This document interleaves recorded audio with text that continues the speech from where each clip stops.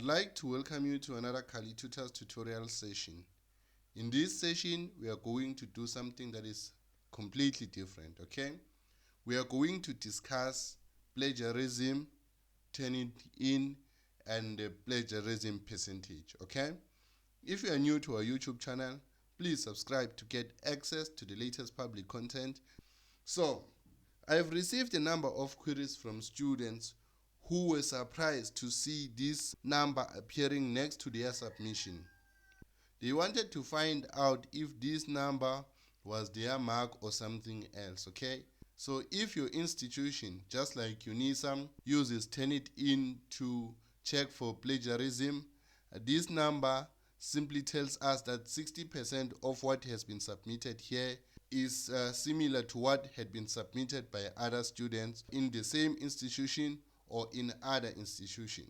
Okay, the question is, why does UNISA have to do this? As a student, you know, some students are actually not doing their work, so they just copy something that had been submitted before and submit it as their own. So this is the institution's way of protecting itself and ensuring that every student submit their own work. If two students have the same work, they will both have 100% plagiarism percentage. And that means in terms of UNISA, both of them are going to get 0.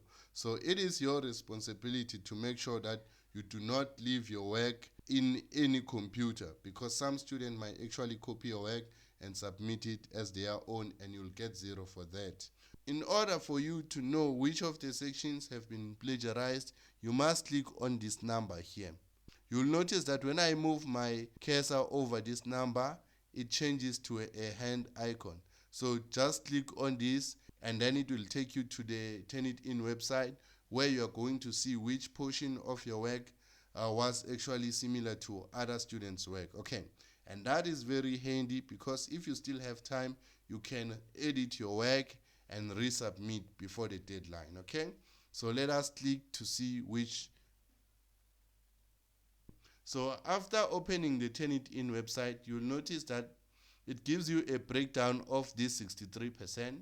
In my case, it tells me that 44%, which is highlighted in blue and is numbered 1, comes from submitted works at University of South Africa, and then it gives me the date in which these things were submitted. Okay, and then 4% also comes from the University of South Africa, and so on. Okay, so if you want to see which exactly had been highlighted, simply click on these icons here, or on these links here. Click on this, then it will take me to the section where this 4% is highlighted. As you can see, part of the 4% is just the template. Okay, if you click the 44%, you'll see that it's also part of the template.